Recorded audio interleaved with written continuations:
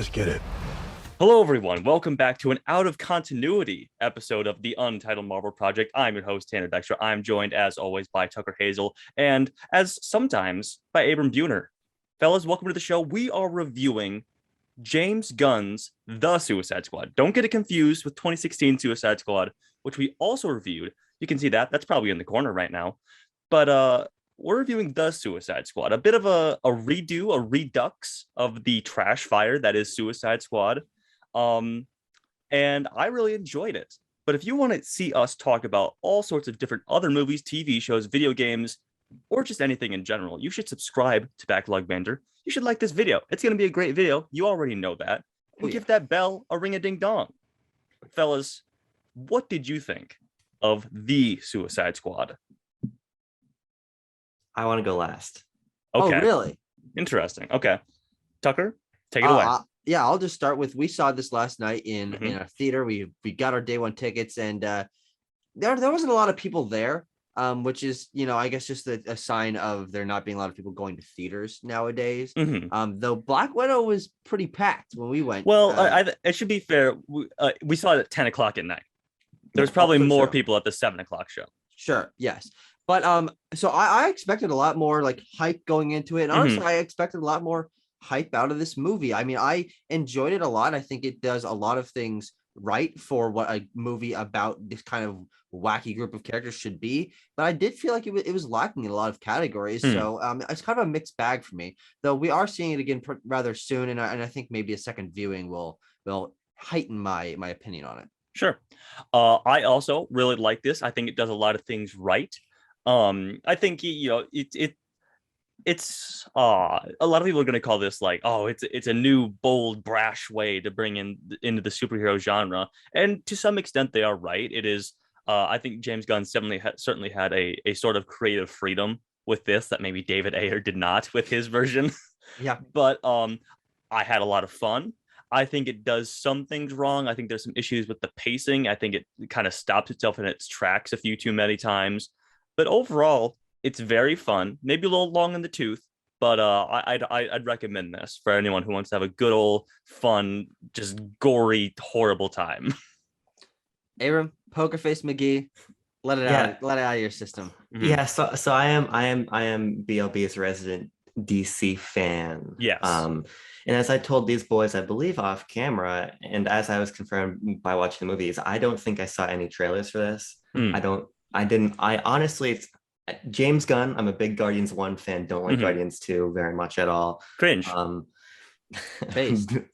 Believe it or not, big DC fan. So honestly, my expectations are not especially high going into the film. I was worried that it was going to be a really unnecessarily vulgar return to Gunn's B-movie roots in the context of a DC film. And I think that's what the first 25 minutes of this film are. I think it gets off to a really poor start with some really poor dialogue and a little bit too much of an emphasis on the gimmick of let's cast famous people as Suicide Squad members and kill them. Poor humor, unnecessary violence. It started out really poorly for me. But in the end, I think this is probably one of my favorite DC films, period. Wow. I fucking love this movie by the end. I think it really turned around. That's crazy. Yeah, it really turned around because once you got to Rick Flagg in the camp and you rescued him, which was for me the first joke that landed, the movie finds an excellent tempo and an excellent style. And I think this is a messy film, but I think that this is exactly what I want out of comic book movies. Sure. What I want an unrestrained creator able to go to the excesses of their vision for better and worse and just give me a really stylish and incredibly fun movie.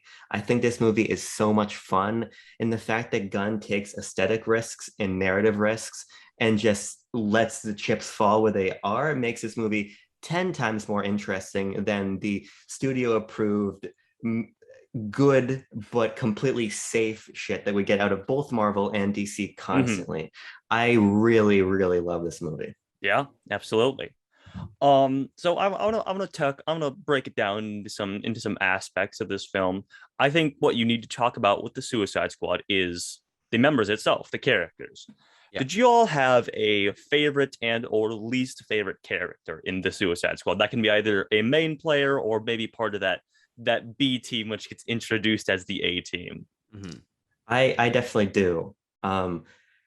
I actually really love most of the cast. I wanna highlight pretty much all of them for different reasons, even ones that I expected to not give a fuck about, like Rick Flag. I ended up enjoying quite a bit. But the one character that I hated, which was my persistent negative across the film beyond the opening, was Peacemaker. I think Peacemaker was really poor. I feel like it took the humor to that place that I didn't want to be in, with all of the dick jokes and all of the tighty whitey jokes. And when he's not doing that, he's like a less funny facsimile of Drax in the ways that he reacts to the comments of others. Yeah. And I just think the character didn't work for me. I like how he complicates the plot in terms of being Amanda Waller's like insurance policy. Yeah. So from that perspective, I liked him, but I thought the performance was bad. I thought the writing was bad. And he really stood out in comparison to the rest of the cast, which I found to be quite excellent. Yeah.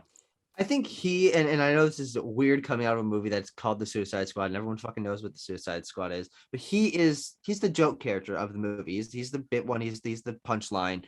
And I think John Cena totally knew what he was going into doing this character, and everyone who wrote it and was looking at this fucking stupid ass cartoony costumed motherfucker with the toilet on his head, as Bloodsport says, knew exactly what they're going into creating this character. And I think he does feel a little bit out of place with everyone else who does take things a little more seriously and is a little more grounded. But I do like that he leans more heavily into those poppy, cartoony, ridiculous aspects of it. And he is sort of the one outlier in that. I mean, even most of the characters at the beginning are like caricatures, they die off quickly, whatever. They're not as like heightened as he is.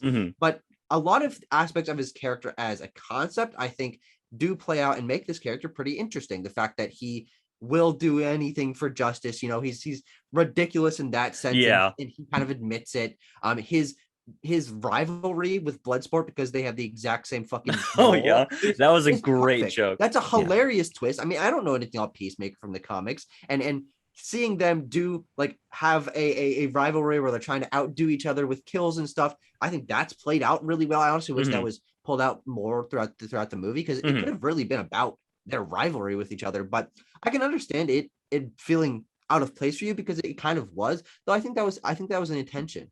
But for me, my favorite character was probably Ratcatcher 2. Same. I think she fills a really interesting niche in that she's a criminal, but not really. She humanizes the group in a really strong way, in that she's not over the top. She hasn't killed a ton of people. She really only committed one crime and, you know, stole when she was a kid or whatever to survive. But because she is a lot less used to seeing killing and being in the action and stuff, she grounds the group in an interesting way and creates a dynamic. I mean, she's the one that brings them all together at the end of the day. And I think that's probably why she was my favorite. I don't know if I have a least favorite. I think both King Shark and Polka Dot Man, King Shark, not King Shark, and Polka Dot Man were underutilized. I feel like they could have gotten a little more, relationship in terms of talking to other people. And Polka Dot Man really didn't get a lot of dialogue, which I thought was a little bit weird considering how small the core team really is. But on the whole, I mean, it's a pretty good cast. They all fill their roles well, and I was very happy with that. Yeah. I also really like Ratcatcher 2 for the reasons that Tucker said. I think she brings the team together character-wise, and she brings them together thematic-wise, with the thing about rats at the end. With I didn't catch it when he appeared on screen the first few times, but Taika Waititi as Ratcatcher 1. I only got him when they actually cut to him like speaking. You get a full-on shot of his face. But yeah, she ties together the team thematically with the whole, rats are the lowliest, dirtiest, most hated creatures of them all. I'm like, oh, the Suicide Squad. That is the thing there. And I also really love that she uses this like millions of rats to eat Starro's brain at the end. That's amazing. Love that. But yeah, I also don't think I maybe have a least favorite. I'll say Pete Davidson because I should have known that he was gonna die first because he's Pete Davidson. He was like, "Hey, wouldn't it be funny if I died first or whatever?"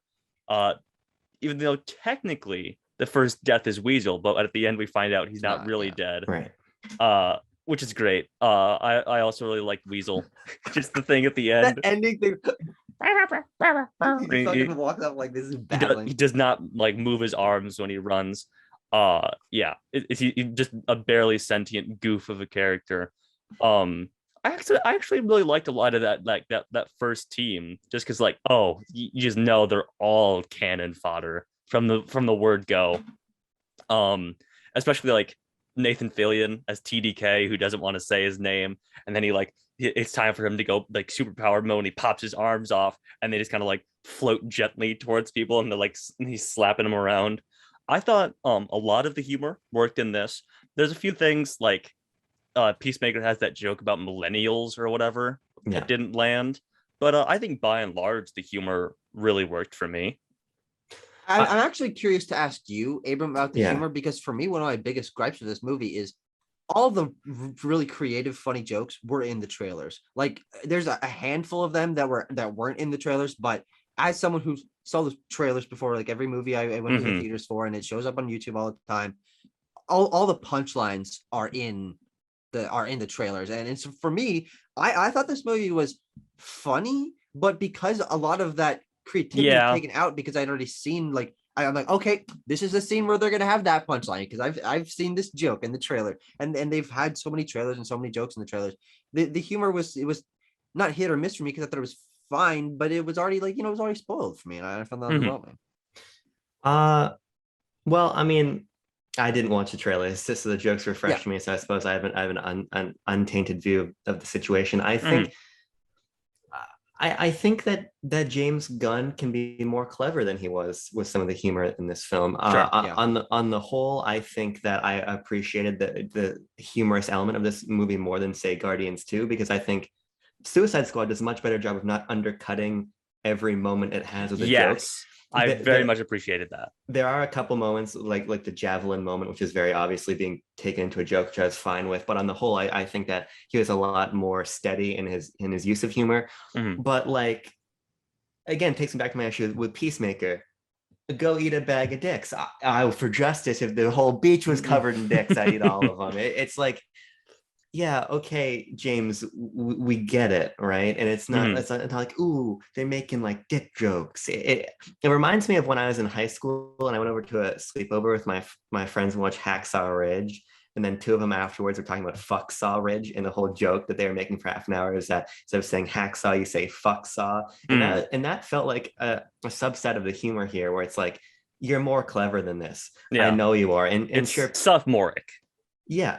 I mean, and Peacemaker, sure, maybe he's a counterpoint because he is that more vulgar stuff, but I think you can be vulgar in a way that doesn't feel as overt as some of the humor does. But I do think that there are some great and more subtle moments and things that play not just off the dialogue.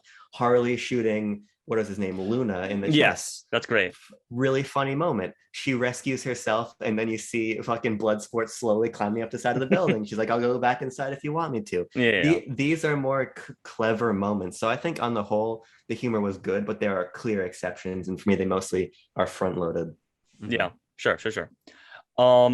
Something that the humor plays into, I should say, this thing the movie has sophomoric humor. It also has gratuitous violence, I will say.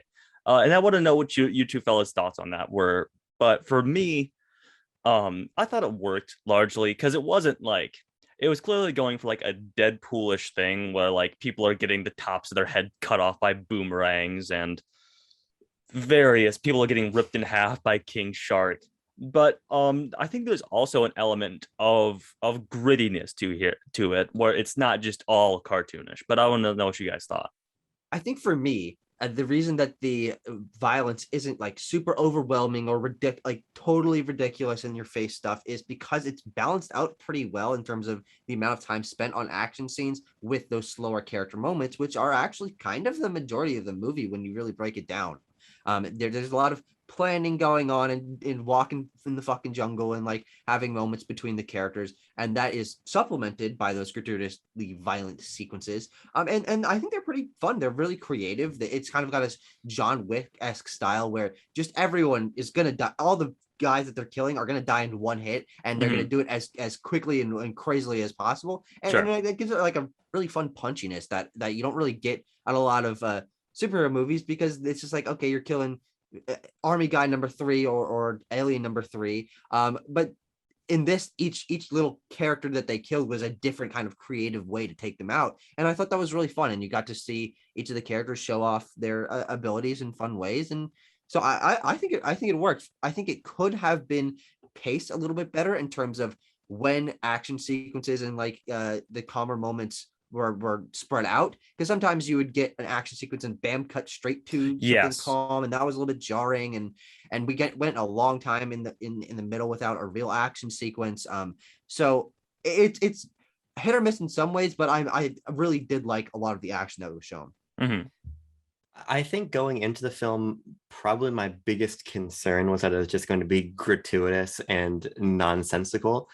And it's gratuitous, but it's tempered by the fact that it's a big fucking shark eating somebody. So ultimately it's not gory per se, even though there's a lot of gore in the film. But the reason I think it works for me is because it's fairly artistic. I think that there are some really obviously beautiful shots. I mean, there's the one where King Shark rips the guy in half, but even like when Rick Flagg, he's got like a tactical shotgun and he shoots 2 guys like this, and it splatters at the camera, or a guy will get like eviscerated into the camera. There's really interesting stylistic things that happen here from a composition perspective, and just kind of to jar the audience in an interesting way that I found elevated the material, opposed to just having the gore there because it's kind of wacky because the Suicide Squad are violent, So I thought it was handled really well. Sure. It's occurred to me that we haven't talked about like the plot at all, or even like the main players. So I think we should pay a little lip service to that. What did you guys think of Harley Quinn?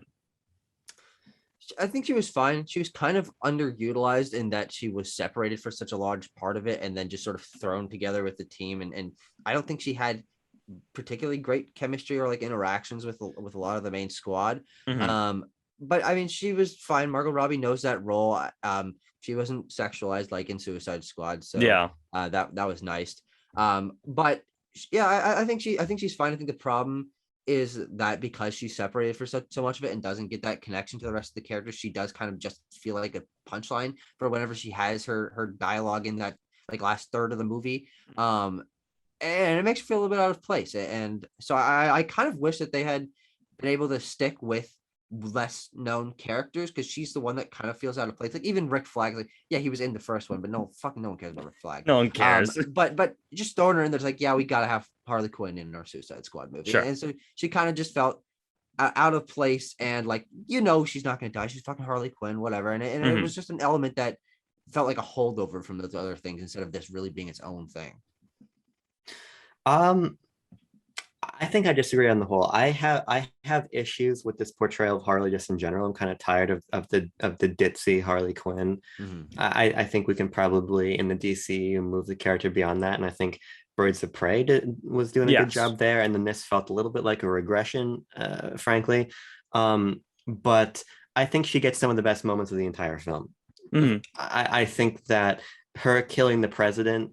Again, I think we can move on from her relationship with the Joker, whether that means we hook her up with Poison Ivy as we've done in the comics, or we just move her in her own direction.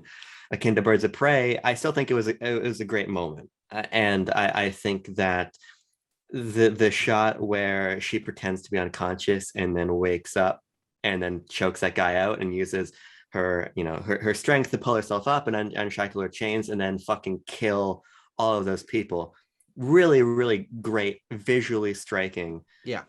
Probably one of the most inspired sequences I've seen in a comic book film, period. Sure. So I think that my issues with her are more so just how she's been positioned in the overall universe, opposed to anything Gunn did necessarily, because I think Birds of Prey I love, but I think in terms of just moments, she has some of her best moments here. Yeah, I think that Birds of Prey is a better portrayal of the character. And a lot of her jokes didn't land for me.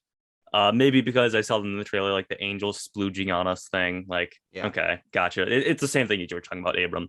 But how did you guys feel about Idris Elba as Bloodsport? Because they clearly couldn't get Will Smith as Deadshot back. I thought that was pretty blatant, but I will say Idris Elba a better actor than Will Smith, and Bloodsport a better character than Deadshot. So on the whole, it is a large improvement. Yeah, I mean, he is just the same role as Deadshot, but he has a more interesting character arc. He's got more interesting personality traits. He interacts with his crew in more interesting ways.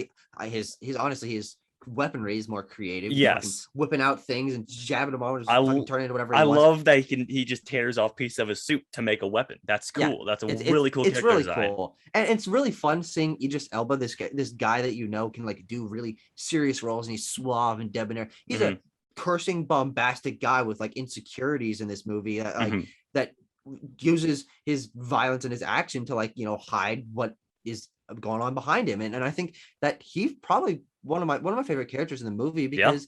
He's the main character of the movie, and I think it's really interesting to sort of have him grounding it and connecting to all these characters because he doesn't feel like he should be a leader, but then he shows his skills. Like there's a lot going on there, and I think Idris Elba did a fantastic job. I mean, just seeing him like scrub a piece of fucking bubble gum off the ground, it's like Idris Elba is doing that in a jumpsuit, and like Pete Davidson is throwing toilet paper at him. There's like a juxtaposition there that heightens the wackiness, but proves that Idris Elba is a really competent actor and played into this role in a really interesting way.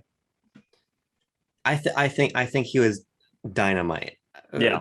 Tucker, to your point about kind of recontextualizing him, I think that was a lot better than having him be like a Michael Rooker or a, Pete Davidson sense of, oh, here's a famous guy, and they're doing something a little bit different. And then they're just there as a joke. I think obviously he got more time because he's the main character, but I think it was a better way to showcase his talent and not just make him a gimmick, because I think his character is really beautifully written. I think that he brings a humanity to this film that the 2016 one wanted to have and never did. And in the ways that in a film that is not very subtle visually or thematically, I think the relationship that develops between him and Ratcatcher is really well done. And the ways that they're able to take him from this guy who is cursing out his daughter through the jail phone to being this really sympathetic character by the end, I think is a really excellent example of how to tell a character arc in a film that is as busy as this. I think he was really great. And while he arguably might have been underserved from an action perspective, what he did do was very cool. As much as I don't like Peacemaker, the callback to the smaller bullet, the bullets through each, I almost made a big mistake by doing what I was about to do. but I think that was a really great and subtle moment, and I do like him pulling everything off at the end to try to save him and Ratcatcher. He was really great. Yeah.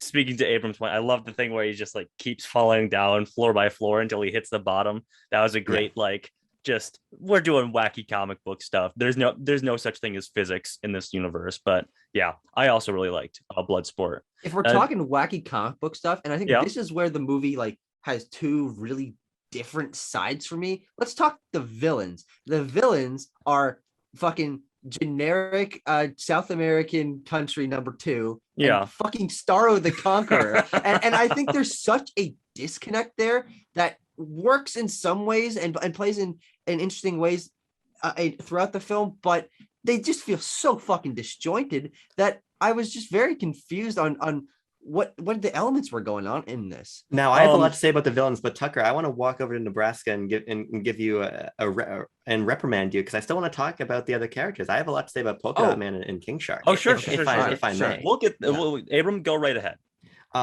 So King Shark for me was the character who was there for the punchline but felt really endearing. I think King Shark was really great. There was a sort of childish humor and like naivete to him that I didn't expect that felt really like charming. He was just very charming. I think that his want of friends, this big fucking dopey dumb shark man who wants to wear his fake mustache and is sitting like sad because he can't be drinking with the boys in the club. He's played really well. He was probably, he doesn't carry the film, but he was kind of a standout for me when I didn't expect him to be anything more than a, oh, big shark guy eats people in half, which he does, but I think that he's more than that, which I really like. Polka Dot Man, by contrast, isn't. He's really weird. I think that the mom plot line is really weird. This is what I'm talking about with like the visually, like the creative freedom with this, because there are multiple times, and I'll just use the one at the end where they just use, it's that actress that we all know. We've seen her in things here and there, but she's just giant and tearing apart a building. And there's various times where she's, in all the costume because he sees her everywhere. And just that the way that David Dachmalian, I think is the actor's name for Polka Dot Man, how he just plays Polka Dot Man as this like horribly depressed and just mentally scarred weirdo is great. And he's like Milton was my friend. I just didn't say anything, but he's the one guy that I liked here. And then just all that stuff is great. I think he's an interesting character. I think the idea of like playing up the wackiness of him is like, oh, he throws polka dots, but like that's actually a really strong ability. And like the fact that he has this surprisingly interesting backstory where he was, experimented on by his mother, and his siblings were passed away because of that, and he has to expel the dots twice a day. There's all this stuff that I think is really interesting about the character, but as I said at the beginning, I think he's underutilized. I really think he could have had more dialogue, more interaction with the characters, but he felt like he just stood there in a lot of sequences, and because of that, he kind of felt out of place. I mean, I really appreciated the idea of taking this absolutely balls to the wall character, like probably wackier than anyone else in the movie, and giving him this main cast role, but he was kind of C tier in terms of how much dialogue he got in interaction with the other characters. And I think there could have been a lot more there where if he was given time to shine in each of these sequences where everyone was getting a lot more dialogue. I think he could have been a lot better. I liked what was there, but he did feel like he was shafted quite a bit. Sure. I don't think he needed anything more because I think that they're able to present a pretty interesting arc for him with what little they give. You go from him being just kind of weird. I love the line where Harley, I think it's Harley, turns to him and is like, I thought you were the crazy one. And he's like, I am, and doesn't acknowledge her. And you go from that guy who's like in the bushes throwing up polka dots, no one knows what he is, to sort of revealing this weird mother thing, which I just think is weird. I don't know if I like it or not. It's just weird in a way that's visually interesting. And then the ways that you get bits out of him, sort of the Milton bit, and then you get at the end, I'm a superhero, and then he just gets killed. Yeah, I think that there's something freeing to that of saying a lot with a little, and then just casting him aside. I think that speaks to the film's theme, because I think this movie has a lot more heart and theme than I was expecting, which is part of why I liked it a lot. And I think Polka Dot Man speaks to that. Yeah. One thing that reminded me of, Abram, and this is just a general statement for the film and how it's just infinite times better than 2016 Suicide Squad is. They're not afraid to kill off characters that they develop, and taking one step back, they actually develop characters, which is a wild thing that a movie can do. Yeah. I mean, with the scale of the cast, they did a lot with what they had. I think one of my biggest criticisms of the film is in a lot of ways, it's not what was sold in the trailers. What was sold in the trailers is this giant fucking group of characters that are like all bouncing off of one another and everything's going crazy all the time. But it is a lot more toned down. And I think it didn't really meet my expectations, because that's not really better or worse. But one thing I do think they could have handled better is the pacing of the deaths of the movie. You get over half of the characters that were played up in the posters killed at the beginning in the first 10 minutes, and then you don't really get another death until a lot later on. Tucker, I think that and a lot of people were pegging this as that team that you see walking in front of the American flag in the trailers. Everyone's like, oh yeah, that's like an original team that they're all going to die, or a majority of them is going to die, because the rest of the trailers is our core cast that we've talked about. But I can see your criticisms of like, I kind of wanted more characters. I kind of wanted more from the characters that we got. That's all fair stuff. Yeah, I think there's just like characters, like if it's Weasel, who's a joke, or if it's Savant or Blackguard or whoever, that if they'd stuck around for a few more scenes and gotten picked off a little bit slower over time, I agree. I think that would have heightened the fact that anyone can die at any time. It's not all okay, these characters are gone at the beginning, and it would have paced that out a little better, because there is such a long gap in between without a character dying that you're like, oh, so are these characters fine? And then when they die, I think it's good, but there's just a weird pacing of that I think could have been done better. Sure.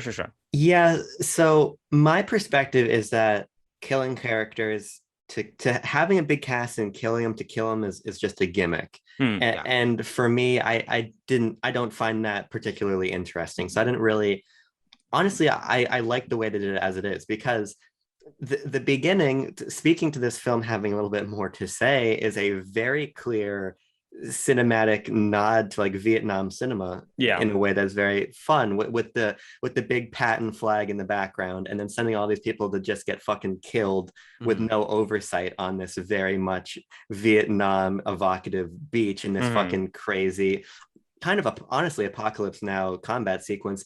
It is nice, and it speaks to those deaths being a comedic gimmick, which is part of why I'm shaky on the intro, but also a little bit more weighty in the sense that, okay, we're saying something not only about these characters in the context of DC Universe, but soldiers as expendable beyond the confines of the film. So I think that it was used well. And then moving beyond that, I think that the deaths that come after actually mean something. At the beginning, they mean something in the sense that, oh, there goes Pete Davidson, and oh, that's kind of interesting what James Gunn is telling me. But then when Rick Flagg dies, for instance, that's a death that matters. When Polka Dot Man dies, it feels like it matters. And for me, I'd rather have less character deaths that are actually impactful, opposed to more that sell the gimmick of the film. Because like killing Rick Flagg is still a fairly bold move, because he is an iconic Suicide Squad character, both in the comics and just in the context of the way that the narrative moves.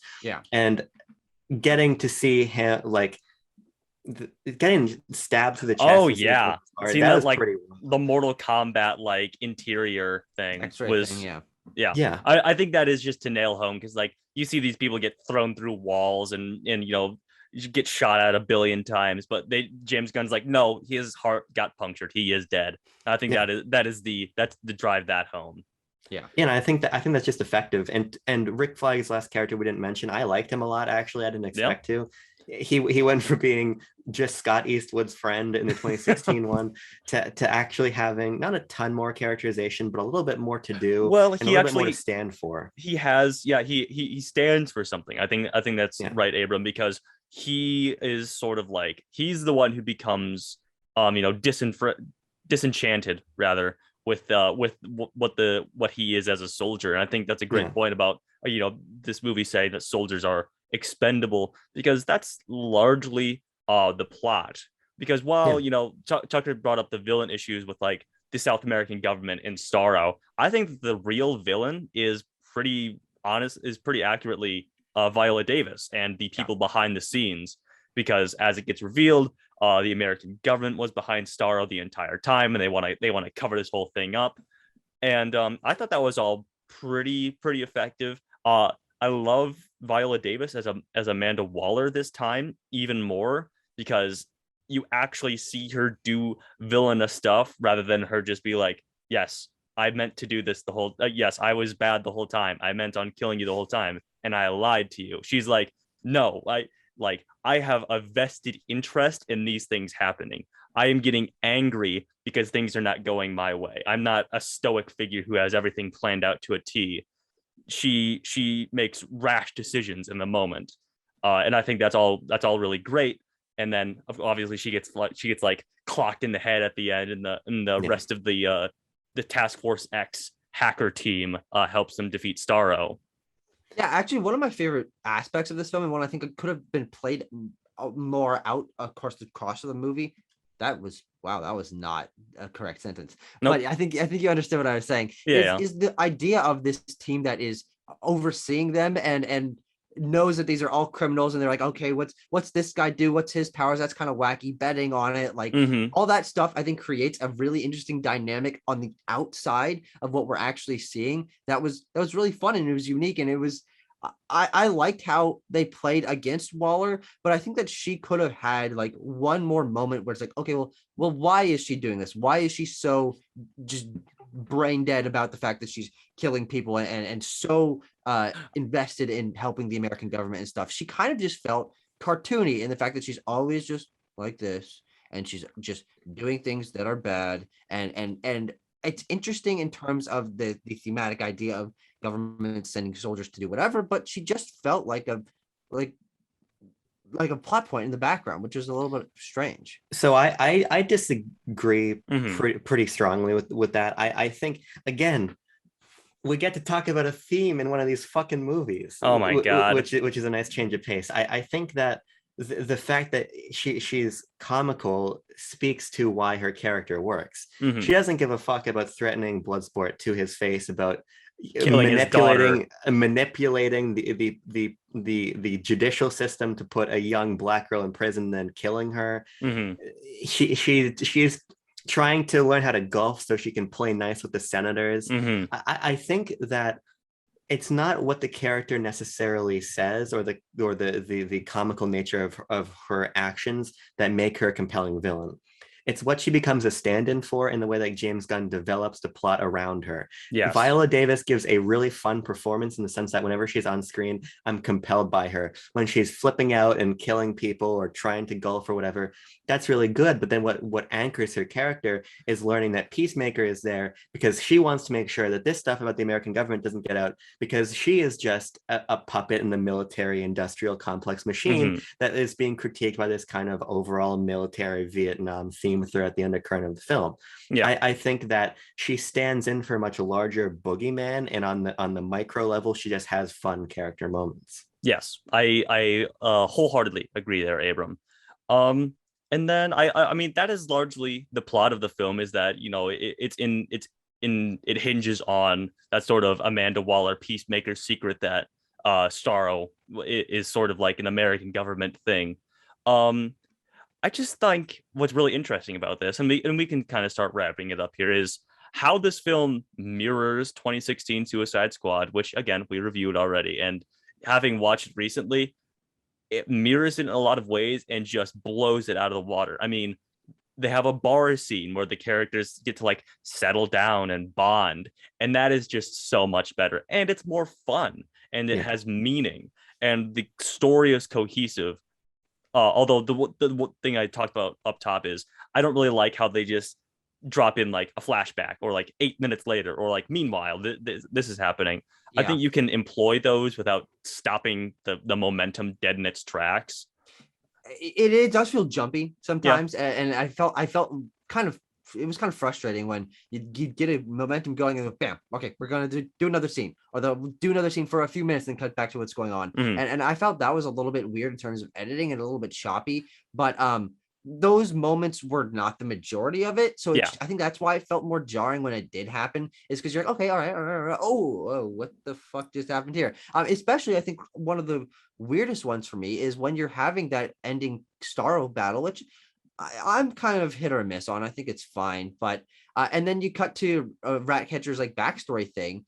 It's a good scene, but it's right in the middle of the final climactic action sequence, and it breaks the pacing of that scene, and it makes the one that they're showing that's supposed to be emotional, and in some ways it is, feel out of place in a way that's like, okay, are they undercutting the action with emotion? Like it feels out of place in a way that I certainly wouldn't have edited it that way. But also I'm not James. Yeah, I don't have the control here. Let me tell you, it's better editing than 2016 Suicide Squad, and it's just so interesting that 5 years later we get basically a redo.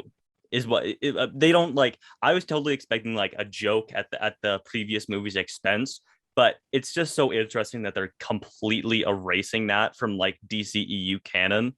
I mean, the only characters that they keep are Harley Quinn, because they kill off Boomerang and Rick Flagg, and I guess Amanda Waller, but she can kind of be placed in as this leader of Task Force X anywhere.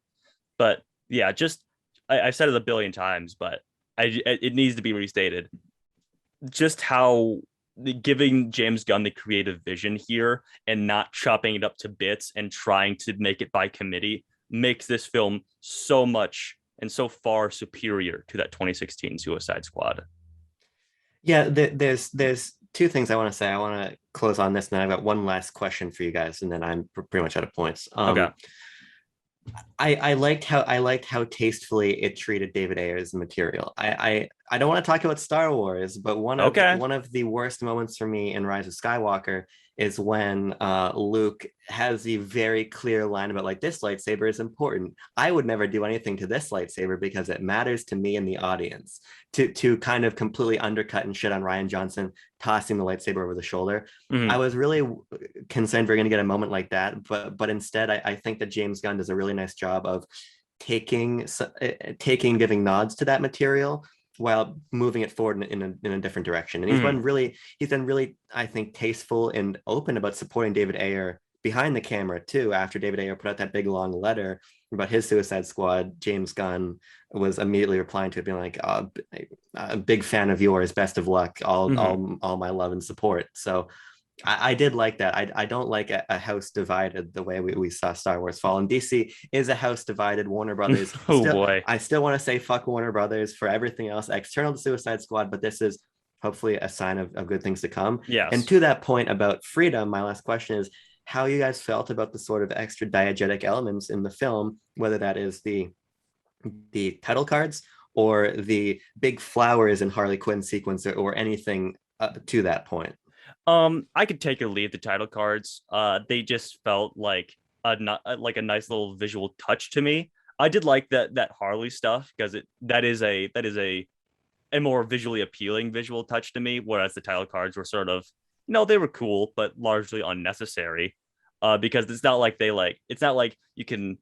I remember when they do the Operation Harley bit. Oh, that was the best part of the Suicide Squad. But yeah, that's kind of my thoughts on it. Is they don't hinder the film at all, but they're nice little touches. I'm very glad that they were there. I mean, I think I give this movie a visual flair that not many superhero movies get, and it's like a creativity in terms of just transitioning between scenes. They added a little touch to it, and honestly, I think that thing with Harley and the animated flowers and those touches of the transitions and all that, I think that could have been played out more throughout the movie to give it an even stronger, like comic book poppy feel. They did feel slightly out of place when they happened. They were really cool, but because that wasn't a consistent thing, it was like, oh, okay, we're doing another one of these. It's cool that you added this, but why couldn't that be a theme across the entire movie, giving an even stronger visual identity? Because those are the most memorable visual sequences when they do something really visually creative, or they go all the way with the lightning flashing when King Shark's ripping him apart, or Harley swimming through Starro's eye. Like, there's really interesting lighting and color and cinematic elements going on here. And if that had been played out even stronger throughout the course of the film, I think it would have made this a really standout comic book movie in terms of its visuals. Yeah, as a whole, it is a standout comic movie for its visuals, but for a portion of it, not the entire thing, which is, not a huge knock, because the visuals were still good when they weren't those extra creative ones, but those extra creative ones stood out. I'm like, man, I just want more of this. Yeah, Tucker, I agree with you in broad strokes.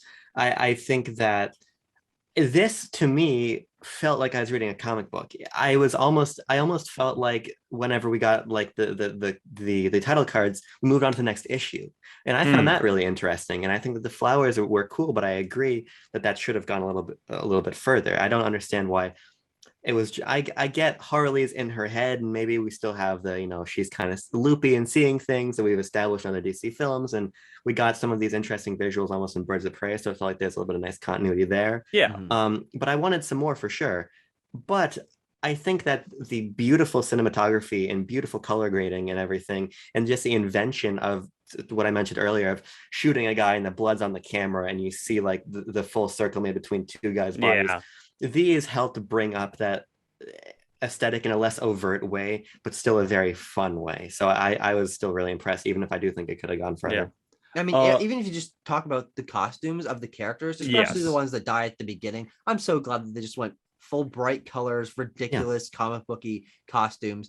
Really, Polka Dot Man's kind of the only one that has one of those in the fucking Peacemaker. But they have those really cartoony costumes, and I thought that they worked really well for the tone that the movie was going for. And I kind of wish that, and I think it's part of my hope that there would have been a little bit larger cast that was picked off of the course of the movie, that we did get characters like Javelin or Weasel or Savant or whoever sticking around for a little bit longer, so you could see more of them using their powers and being flashy and cartoony and wacky, and in those costumes that are so unique for the superhero genre, which are so used to getting a version of the comic book costume, like black leather suits, but realized in a different way. I mean, you've got some of the best ones are the more recent ones with Sam Wilson's Captain America costume, or the final Scarlet Witch costume, or even some of the stuff in Loki. Those are great costumes, but this takes it to another level. And I really wish that some of those really ridiculously cartoony characters had stuck around a little more, because it was so much fun